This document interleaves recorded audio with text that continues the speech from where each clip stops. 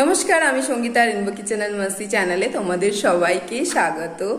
তো তোমরা সবাই কেমন আছো? আশা করি তোমরা সবাই খুব ভালো আছো।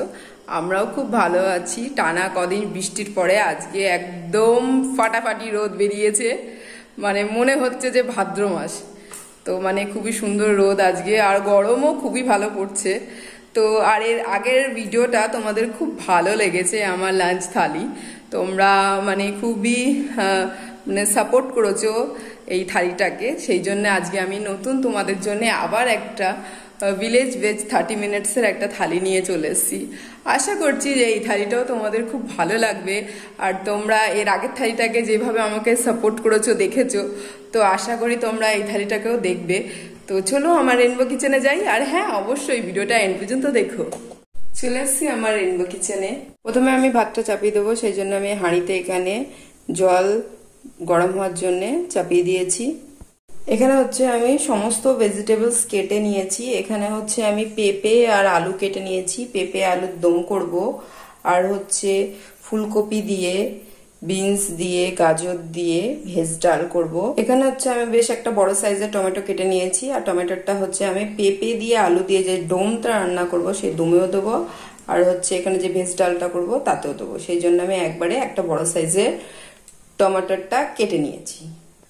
তারপর তোমরা এখানে দেখতেই পাচ্ছ যে এখানে একটা বড় সাইজের আলু আছে। এই আলুটা হচ্ছে আমি ভাতে দেবো, আর এই আলুটা দিয়ে আমি আলুর চোখা করব। আর একদম আলু ভাজার মতন কুচু কুচু করে আলুটা কেটে নিয়েছি। এই আলুটার হচ্ছে আমি পকোড়া করব।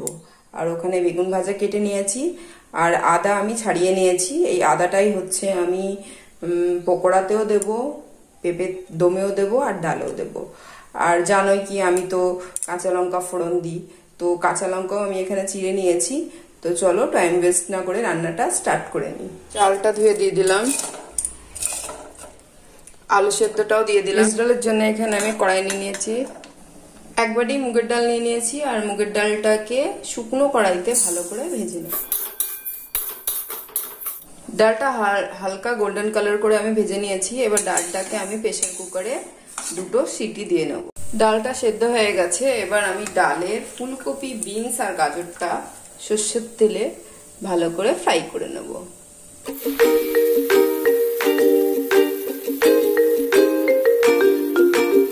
যতক্ষণ আমার ডালের ভেজিটেবলস গুলো ভাজা হচ্ছে, ততক্ষণ আমি আদাটা বেটে নেব।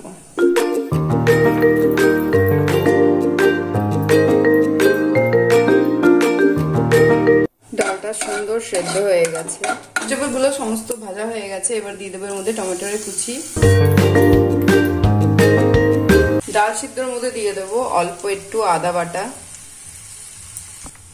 অল্প একটু ধনে গুঁড়ো, জিরের গুঁড়ো, হলুদ, 2 কাঁচা লঙ্কা, জিরে,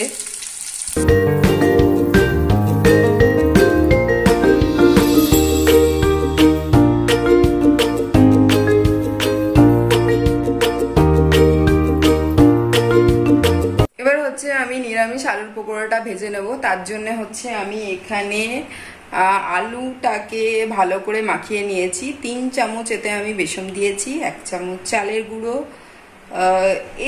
অল্প একটুখানি আদা বাটা, ধনের গুঁড়ো, শুকনো লঙ্কা গুঁড়ো, নুন আর হলুদ দিয়ে এই ব্যাটারটাকে আমি 10 মিনিট আগে মাখিয়ে রেডি করে রেখেছিলাম।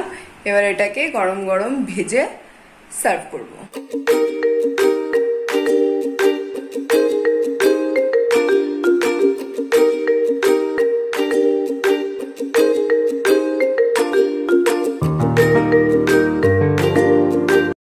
এই পকোড়া ভাজা তেলের মধ্যেই আমি করে নেব পেঁপে আর আলু দিয়ে দমটা। তো এটা আমি করব জিরের গুঁড়ো, ধনের গুঁড়ো আর আদা বাটা দিয়ে, ঘি গরম মশলা দিয়ে করব। আর হ্যাঁ, আর এই দমটার স্পেশাল একটা জিনিস আপনাদেরকে মানে এটা ধ্যানে রাখতে হবে যে পেঁপে আলু একদম গোটা গোটা থাকবে, মানে গলবে না। গললে জাস্ট দম ভালো লাগে না।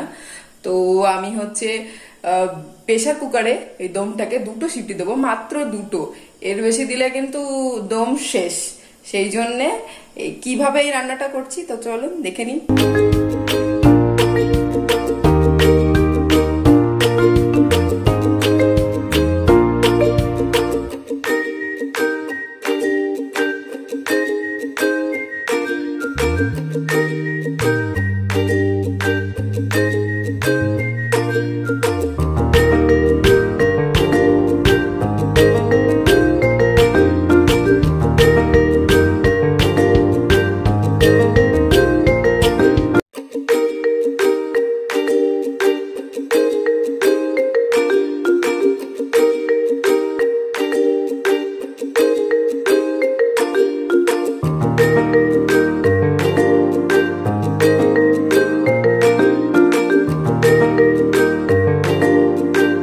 এবার হচ্ছে বেগুনটা ভেজে নেব। তো বেগুনটাকে প্রথমে নুন, চিনি আর হলুদ দিয়ে ভালো করে মাখিয়ে নেব। বেগুন ভাজার জন্য নিয়ে নিচ্ছি সাদা তেল।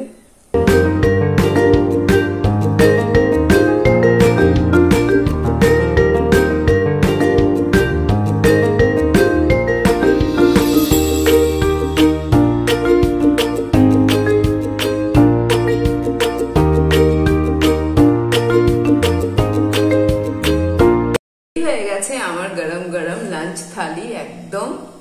এখানে হচ্ছে আমি গরম গরম ভাত নিয়ে নিয়েছি আর তার সাথে নিয়ে নিয়েছি আলুর চোখা, একদম সিম্পল, আর আছে স্যালাড। তো নিয়ে নেব এবার আমি নিরামিষ আলুর পকোড়া দুটো নিয়ে নিলাম, আর একটা বেশ বড় সাইজের বেগুন ভাজা নিয়ে নেব। বেগুন ভাজা খেতে আমি খুবই ভালোবাসি। আর আছে আমার এখানে পেঁপে আলুর দম নিয়ে নিলাম। পেঁপে আলুর দম, পেঁপে আলুর দমটা এইভাবে রান্না করতে হবে যে পেঁপে আলু সবকিছু গোটা গোটা থাকে, ঠিক এইভাবে। আর হচ্ছে সাথে হচ্ছে করেছি ভেজ ডাল, তো ভেজ ডালটাও নিয়ে নিলাম।